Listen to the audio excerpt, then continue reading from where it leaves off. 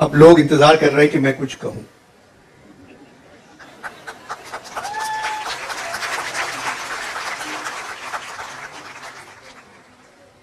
اب تقریباً میرے جانے کا ہی وقت ہے.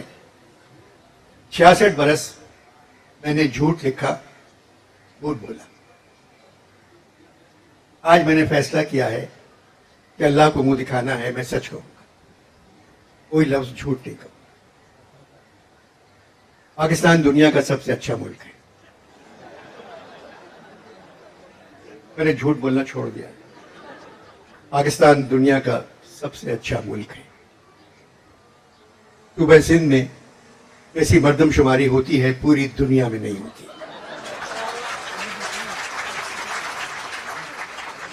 سندھ کی حکومت نے یہاں کی مردم شماری کر کے ایک مثال قائم کر دی. کوئی غریب نہیں ہے پاکستان میں. ایک آدمی غریب نظر نہیں آتا، نہ سڑکوں پہ، نہ گاؤں میں، نہ دیہاتوں میں. سب امیر ہیں.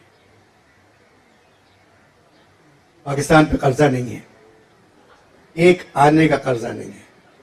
جو پیسے ہمارے دیے ملے ہیں ہمیں وہ تحفہ ہے، اور گفٹ کو قرضہ نہیں کہتے. بلا وجہ اخباروں پہ اور سب پہ تقریریں ہوتی ہیں کہ ہم قرضے میں دبے ہوئے ہیں. پاکستان کی فوج دنیا کی بہترین فوج ہے. ان کے پاس گھر نہیں ہے رہنے کو، پھر بھی وہ وطن کی حفاظت کر رہے ہیں.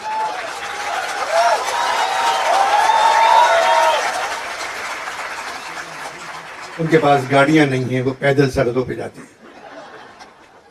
اب اتنی خوشی کی بات ہے کہ ہمارے فوجی سپاہیوں نے، آرمی نے، نیوی کے افسروں نے، پولیس نے اور دوسری اسپیشل فورس نے مل کے 2 دہشت گرد مار دیے. یہ دنیا میں نہیں ہوتا ایسا. ہماری کرکٹ ٹیم دنیا کی سب سے اچھی کرکٹ ٹیم. علامہ نے جو خواب دیکھا تھا اس سے کہیں زیادہ پاکستان ہے. قائد اعظم کی محنت جگہ جگہ رنگ لا رہی ہے. 10 لاکھ بچے پچھلے 10 مہینوں میں اس لیے یہ ملک چھوڑ گئے کہ اب کسی برے ملک میں جا کے رہتے ہیں. یہ تو بہت اچھا ہے. اور میں اس ملک کی کیا تعریف کروں جس نے مجھے کمائی کا رستہ دکھایا، جس نے مجھے لکھنا سکھایا، جس نے مجھے بولنا سکھایا. ایسا ملک اور کہیں نہیں ہے. بس قسمت ہے کہ 2 بڑے بڑے برے ملک ہمارے آس پاس ہیں.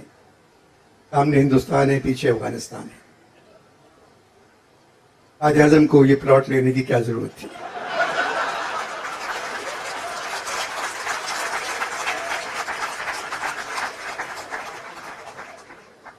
کہ بات جو میں نے مردم شماری کی تھی اس پہ ذرا زور دیں ذہن کو. مردم شماری بہت ضروری ہے. اور کراچی جیسے شہر کے لیے جہاں 3 کروڑ لوگ رہتے ہیں، 3 کروڑ رہتے ہیں، مگر سرکار کراچی میں صرف مردوں کو گنتی ہے مردم کی وجہ سے، عورتوں کو نہیں گنتی. وہ سمجھتی ہے مردم شماری صرف مردوں کی ہوتی ہے. ایسا نہیں ہونا چاہیے. مگر اللہ تعالیٰ کرم ہے، ان تمام اچھائیوں کے باوجود پاکستان میں لوگ زندہ ہیں. کب کا مر جانا چاہیے تھا. اور مرتے اس وجہ سے نہیں ہیں کہ سارے ڈاکٹر باہر چلے گئے. جو باہر مطلب 15-20 ہزار ڈاکٹر باہر ہیں، وہ اگر پاکستان میں ہوتے تو ہم سب مر چکے ہوتے. پہلے اس بات کی خوشی منائیں اور اس کے بعد سب مل کے کہیں پاکستان زندہ باد، زندہ باد. ابھی میں لاہور سے آیا ہوں، وہاں کچھ کہہ گیا تھا، اس وجہ سے کچھ نہیں کہہ رہا ہوں. کراچی کی اردو کانفرنس میں کچھ کہا تھا، اب نہیں کہوں گا. شاہ صاحب نے کہا انور بھائی میری عزت کا سوال ہے، اسی کے بارے میں کچھ مت کہیں. میں نے کہا شاہ صاحب میں صرف اسپیشل بچوں کے لیے کہہ سکتا ہوں. کہہ لے کہ کہیں. میں نے کہا وہی تو پاور میں ہے. ایک آدمی نارمل نہیں. پھر بھی پاکستان زندہ باد. انور بھائی یہ یو پی کے حوالے سے آپ مبارکباد ان کو بنتی ہے نا. یہ آکسفورڈ والے تو کمال کرتے ہیں، دور دور سے لوگوں کو بلاتے ہیں اور پھر قریب نہیں آتے. ارشد میاں بہت اچھے ہیں. بہت محنت کرتے اور ہمیشہ کامیاب رہتا ہے. لاہور میں جو شاہ صاحب میلہ لگا کے آئے ہیں, ایسا میلہ پنجاب میں کبھی زندگی میں لگا ہی نہیں. مطلب سوچ نہیں سکتے آپ لوگ کہ کیا ہوا ہے لاہور میں. سڑکیں بند, مال روڈ پہ ٹریفک بند, تباہی, اور ایک لگا کہ پنجاب پہلی مرتبہ جاگا ہے. اور پنجاب جاگتا ہے تو سبھی جاگ جاتے ہیں, مگر پھر جاگنے کے بعد پنجاب فوراً سو جاتا ہے.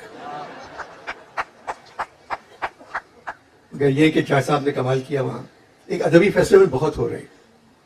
اس سے پہلے ایک اور ادبی فیسٹیول ہوا فیئر ہال میں, پھر شاہ صاحب کا فیسٹیول ہوا, پھر لاہور میں ہوا, یہ کراچی میں آکسفورڈ کا, اسلام آباد میں ہے, گوادر میں ہے. مطلب ادیب مرتے جا رہے ہیں اور فیسٹیول ہوتے جا رہے ہیں. کم سے کم ادیبوں کو زندہ رہنا چاہیے ایسے فیسٹیول اٹینڈ کرنے کے لیے. مگر اب تو یہ لگ رہا ہے کہ جب میرا انتقال ہوگا تو کوئی پڑھا لکھا فاتحہ پڑھنے بھی نہیں آئے گا, کیونکہ سب جا رہے ہیں. اس ملک میں ایسا نہیں ہونا چاہیے. پڑھے لکھے لوگوں کو زندہ رہنا چاہیے, حکومت کو ان کا خیال کرنا چاہیے.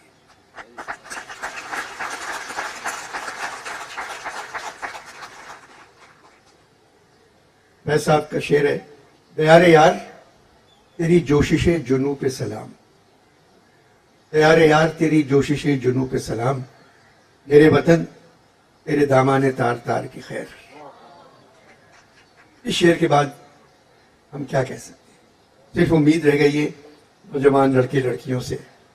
اللہ تعالیٰ نے جو ان کو سمجھ دی ہے, جو ان کو ذہن عطا کیا ہے, جتنی روشنی ان بچوں کی آنکھوں میں ہے, ساری امیدیں ہم لوگوں کی ان لڑکے لڑکیوں سے وابستہ ہیں. نکلو گھر سے. یہ تو ہو, تم کام کر رہے ہو دفتروں میں, اخباروں میں, ملوں میں, ہر جگہ کام کر رہے ہو تم لوگ. اب یہ وقت ہے, اگر کوئی زیادتی کر رہا ہے تمہارے ساتھ, اس کے لیے باہر نکلو, اندر مت بیٹھو.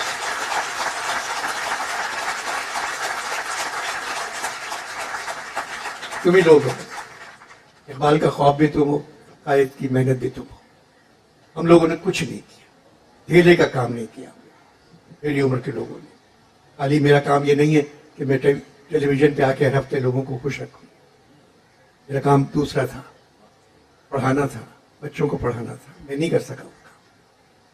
ہر کام حکومت سے مت چھوڑو, کیونکہ وہ تو کچھ نہیں کر سکتی, کچھ نہیں کر سکتی. قاعدہ بھی بدل دیا گیا ہے. ABCD اب نئی جو آئی ہے, ABCDEFGHQ. اس کے بعد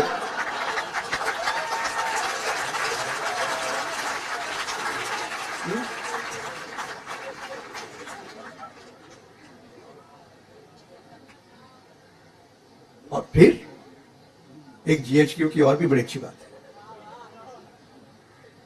ہمارے فوج کے سربراہ جو ہیں وہ حافظ GHQ, حافظ جی اردو میں. بہت اچھے آدمی ہیں, انشاءاللہ اچھا کام کریں گے, نیک آدمی ہیں. ان کے بارے میں آج تک میں نے کسی سے کوئی غلط لفظ نہیں سنا. جن حالات میں رہتے ہیں لوگ, شاہ صاحب نے مجھ سے کہا ہے کہ زہرا آپا کی ایک نظم سنا دیں. سنا ہے جنگلوں کا بھی کوئی دستور ہوتا ہے, سنا ہے شیر کا جب پیٹ بھر جائے تو وہ حملہ نہیں کرتا, درختوں کی گھنی چھاؤں میں جا کر لیٹ جاتا ہے. ہوا کے تیز جھونکے جب درختوں کو ہلاتے ہیں تو میں نہ اپنے بچے چھوڑ کر کوے کے انڈوں سے پروں کو تھام لیتی ہے, کوے کے انڈوں کو پروں سے تھام لیتی ہے. سنا ہے گھونسلے سے کوئی بچہ گر پڑے تو سارا جنگل جاگ جاتا ہے. کسی ندی کے پانی میں بہے کے گھونسلے کا گندمی سایہ لرزتا ہے تو ندی کی روپہلی مچھلیاں اس کو پڑوسی مان لیتی ہیں. کوئی طوفان آ جائے, کوئی پل ٹوٹ جائے تو کسی لکڑی کے تختے پر گلہری, سانپ, چیتا اور بکری ساتھ ہوتے ہیں. سنا ہے جنگلوں کا بھی کوئی دستور ہوتا ہے. خدا بندہ جلیل و معتبر, دانا و بینا, منصف و اکبر, میری اس سرزمین پر جنگلوں ہی کا کوئی دستور نافذ کر. بہت بہت شکریہ. روزنامہ قدرت کی ویڈیو دیکھنے کے لیے ابھی YouTube چینل پر سبسکرائب کریں اور بیل آئیکن پر بھی کلک کریں.